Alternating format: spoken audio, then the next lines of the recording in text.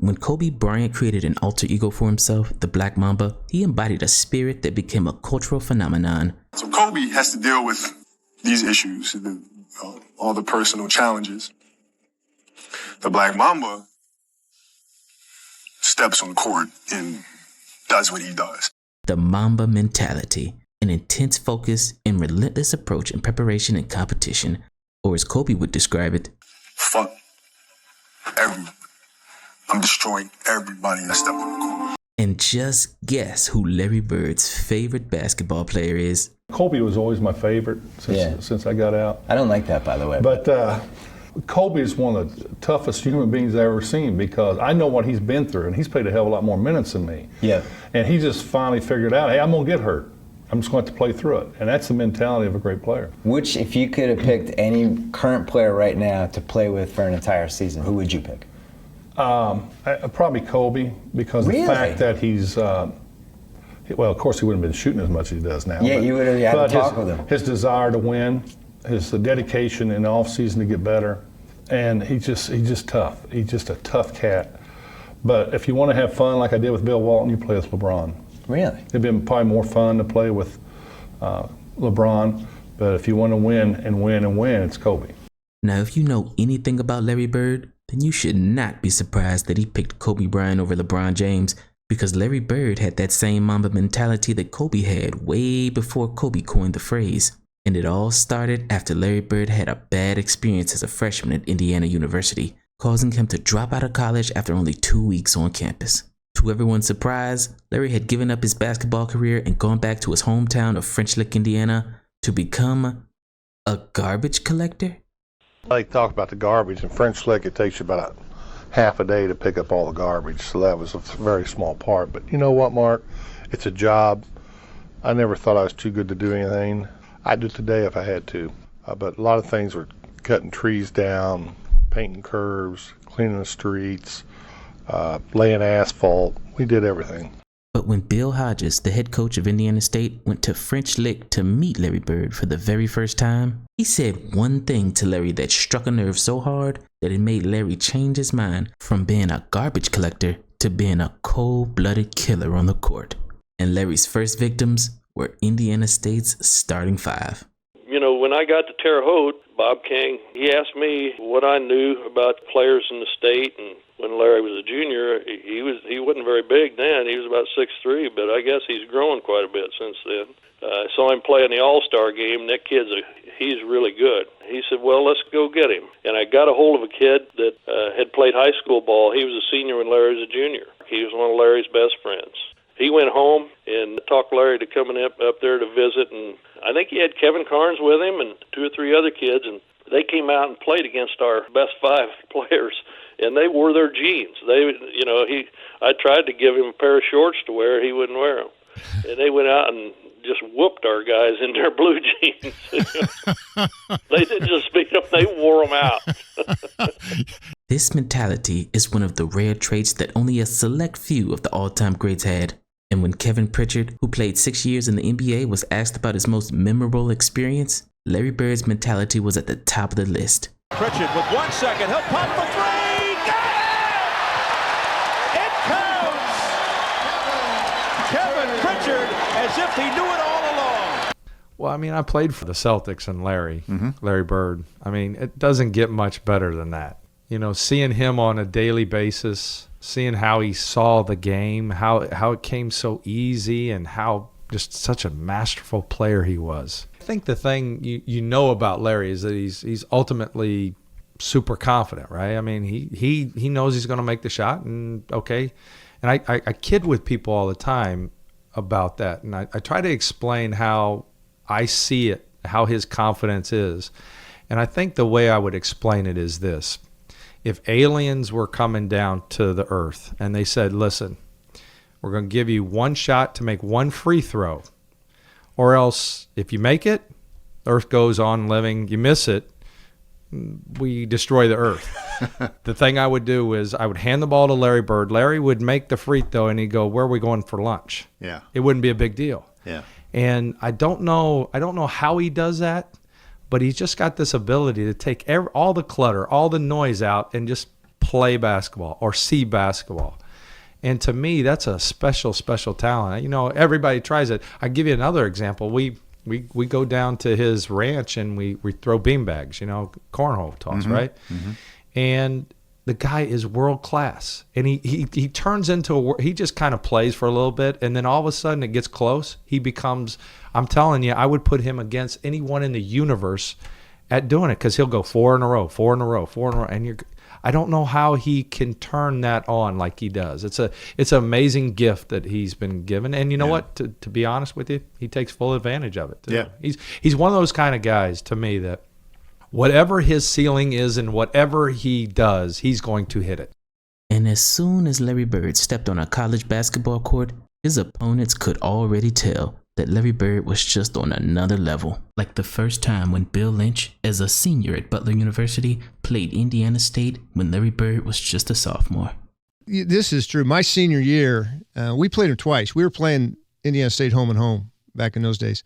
And he was a sophomore, and he just beat our brains out, to tell you the truth. The very first time we played him, it was like one of the first time possessions down the court, and I got switched off on him. So the ball goes up. I went to block him out, you know, like fundamental, and the ball came off, and I remember going up to get it, and the next thing I know, I saw this big arm come over the top, and he slammed that ball down so hard, I think the ball hit the floor, came up and hit me underneath the chin. I bit my tongue. I turned around, and there's 33 running the other way, and that was probably his first 2 of 40-some that night. But he was, looking back at it, though, I think we even knew that night we left, you know, we played against a guy that's as good as you could ever play against. And scouting reports back in those days weren't quite the way they are today. It was a little bit of, you went in before the game and the coach says, okay, Lynch, you got 25, and Burris, you got 32, and we were just playing man-to-man defense. And we went through the season. Then our last college basketball game, my final game I played at Butler, it was at Hinkle, and it was Larry Bird and Indiana State coming back in. And so we were ready for him that night. He got 47 on us that night, and he could have scored 70. Of course, that was back before the three-point shot. But we played against a lot of really good players, but there was no one like Larry. I mean, he was so good, and he could do anything he wanted on the court. That day, Larry Bird, as a sophomore, set Indiana State's single-game scoring record against Butler. This record only lasted for 2 years, because on February 25th, 1979 versus Wichita State, Larry Bird broke his own record and set a mark that has not been broken for 45 years and counting. A 6'9.5" senior from Fort Smith, Indiana, Larry Bird. This is the first time that Indiana State Sycamores have ever been on national television. And are they ready? They think they're number one. And they hope to prove today by remaining undefeated that they are number one. That's the man, Larry Bird. Galosinski, the jump against Gilbert, and Bird controls, feeds off the Carl Nix, 2 points. He had the best hand-eye coordination, maybe, of anybody that ever played basketball. And that's why he was so good with his anticipation, both offensively and defensively. Tip off, Larry Bird, no good. There you saw the passing ability of Larry Bird, supposed to be the best passing forward in basketball in some time. But even though Larry Bird was the best passing forward in college basketball, instead of putting on a passing clinic, he decided to put on a shooting one. He's having quite a game. He's that ball. Bird goes up and puts it in. Get out your calculators, men. Yes, they want it. Larry Bird off the backboard. Getting into gear now. Bird from the corner. Is he the best collegiate player in the country? Many people say he certainly is. There wasn't anything he didn't think he could do on the basketball floor. Our game plan was to get the ball in his hands as much as possible, and he made good things happen. Bird almost lost that ball out of bounds. Now takes a shot. Oh, my. There's one in your face. Here's where you catch Larry Bird. Watch him put the ball in the face there, fake it in the face, then now watch him shoot it. Unbelievable. You know how far away that is? That's in left field. By halftime, Larry Bird already had 22 points. But just imagine if he had a three-point line to go with it. This day, they go undefeated. They win their 26th in a row. Larry Bird from way outside. Oh. unbelievable outside shooter. Indiana State has scored in spurts. Oh, here's a long one again. It seems that the further out he is, the more high percentage he puts the ball in. There's Bird by himself. Look out. That's what happens. Look out. 39 points by my count. And as Indiana State started pulling away, everyone knew that they were witnessing something special. Bird comes up with it, puts it up, and it is good. Well, he's got 41 points already. He's putting on quite a display. Nix shooting high. Bird is there. Come on. And there are the statistics on Larry Bird. 4 more points and he'll have an all-time high, and he would have saved it for national television when his team is on. There's somebody out there that's unforgettable, unflappable, unselfish, and unstoppable. And I don't know who it is, but I think that person will receive the most valuable player today. We'll think about it. Well, let's say we've got it. Larry Bird, $1,000 comes to Indiana State in his name. It's in one of many commendations he'll have before his collegiate and professional careers are over. Student body wants Larry Bird to have the ball. He's got the ball. He's got the shot. He's got the Larry Bird with 49 points, an all-time record. And to think Larry Bird, one of the greatest players of all time, almost gave up his basketball career before it even started. But what exactly did Coach Bill Hodges say to Larry Bird the day they met to make Larry change career paths and play basketball at Indiana State? Well, I'll let Bill Hodges tell you exactly how it went down. So, 2 days after I was in Terre Haute, we went to French Lick. And everybody had tried to recruit him, but nobody had been able to get very far with him. He had kind of a bad taste in his mouth. He didn't know what he was going to do, though. And we found his high school coach, so he took us over to meet Larry, and Larry wasn't there, and his mom said, "You coaches are just driving him crazy. Why don't you just go away and leave him alone?" Bam, she closed the door. Gary said, "Wow, she must have had a bad day because she's normally real nice." But one slam door wasn't enough to stop Bill Hodges, so he drove around French Lick, Indiana, until he could find Larry Bird himself. So we drove around town and took Gary back. He said, "If you come back in a couple of days, I'll round Larry up and you can get to talk to him." Dan said, "Well, let's go back to Terre Haute." I said, No, I'm from Zionsville. Zionsville's about the same size as French Lick. We're going to find Larry. I said, hey, there aren't too many places you can hide a 6'8" guy in a town like this. And we drove around for a while, and I made a right turn and started down the street, and we were passing a laundry where you go in and wash your clothes. Yeah. And here comes this big blonde kid out of there, and I said, "There he is right there." And I pulled in. He said, "You think?" I said, "There can't be 2 of them in this town." And got out and introduced myself. He wouldn't shake hands because he had been working on his truck, and he was carrying a basket of clothes, and he put it in the car, and I started talking to him about, we'd like to talk to you about Indiana State. And he said, "Well, I'm busy working on my truck right now. I just don't think I have time right now." And his grandmother, she heard me talking with him. So she come around there and she said, "Larry, these nice fellows were, they took their time to drive all this way to see you. Invite them up to the house for some iced tea." "Oh, Granny, I'm working on my truck." "Larry?" And that was all there was to that. He didn't say anymore. So we followed him up there, and she fixed his tea, and we sat and talked with him. This golden opportunity was almost ruined by Bill's assistant, because what he didn't know was, just like on the basketball court, Larry Bird was not above doing the dirty work. We kept talking, and he was telling us about working for the city. I said, "What do you do?" He said, "Well, each day of the week is different. We paint the curbs one week, and we might pick up dead limbs and maybe plant flowers or in the parks on Tuesday, and then we do this Wednesday, and on Thursday we pick up garbage."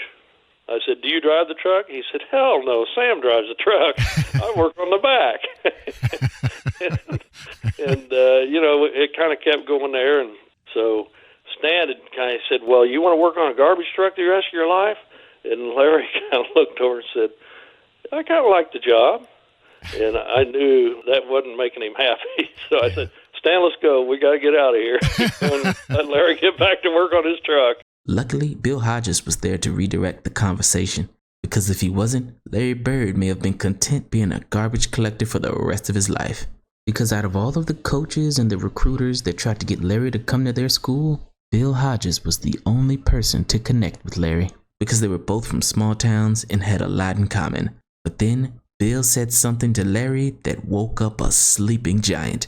You know, we talked about playing AAU ball, which both of us had, and you know, we talked about baling hay, and you know, that's what he did during the summer. That's all I did during the summer, and we had a lot in common. You know, small towns, and you know, just we knew each other. You know, I was talking about recruiting. We had to have a point guard, and he said, "Well, you ought to get Kevin Carnes." He said, "My cousin Kevin Carnes, he was a senior when I was a junior. He said if he had gone to college, he'd have been a great player." And I looked at him and I said, "Larry, if you don't come and go to Indiana State with us, that's what they're going to say about you one day." And boy, that's the first time he looked me in the eye all day. And I knew I had him. And when Bill Hodges came back to French Lick 2 days later and knocked on Larry Bird's door, Larry's mother answered again. But this time, she was singing a completely different tune. You know, we headed back to Terre Haute, and I got all the papers that we needed to get signed and filled them out and addressed the envelope to Indiana. And 2 days later, I drove down there and knocked on the door. His mother answered the door. She said, "Oh, come in, Coach." It's good to see. Had a different tone. Wow, is this a different reception? And you know, Larry said, "How do you know I was going to sign? How do you know?" I said, "Well, if you're an intelligent kid, and this is the intelligent choice to make, so all you have to do is sign right here, and I'll mail it for you." And he signed it, and the rest is history. Larry Bird went on to have one of the greatest college careers ever. And as a senior, he led a relatively unknown Indiana State team to a 33-0 record and a berth in the national title game, prompting some experts to say that Larry Bird was the greatest college player of all time. Reed gets it to Heaton. He's the clutch player. Left hand! He made it! 1 second to go! Heaton, second time he did it! Time is over! Game is over! Bob Heaton keeps Indiana State undefeated! They're on to the Final Four! Larry had to do more with less. I think, frankly, that Larry Bird getting the 1978-79 Indiana State team to the finals with a 33-0 record is the single greatest personal achievement in the history of college basketball. I hear what you're saying about Kareem. I'm actually old enough, I got to watch Wilt Chamberlain play college basketball at Kansas, and it was the same impact where he was just unstoppable. But Shannon, you grew up a fan of one Larry Joe Bird. And I got to tell you, the harder I look at what Larry Bird did with an Indiana State team, well, Larry Bird basically picked 4 guys from Terre Haute and said, you guys come out here and let's go try to win the NCAA championship. And I've never seen anything like what Larry did. Larry Bird took them to 33-0. And when you look at what they did, again, I'm going to give, I know what you're talking about, most important. Yeah, I got it. But most important or most valuable to one season, man, what Bird did was just off the charts. We've never seen anything like that. It's just hard to go that far with that little. And Larry Bird did so much with so little. I'll just have to say now, everybody's got their favorite player and everything, but there's no question at all who it was the best player in NBA basketball. There is no doubt. And it's Larry Bird. I don't care. I'm prejudiced, maybe, but I mean, all-around player. Now, I don't think anybody will ever be like him.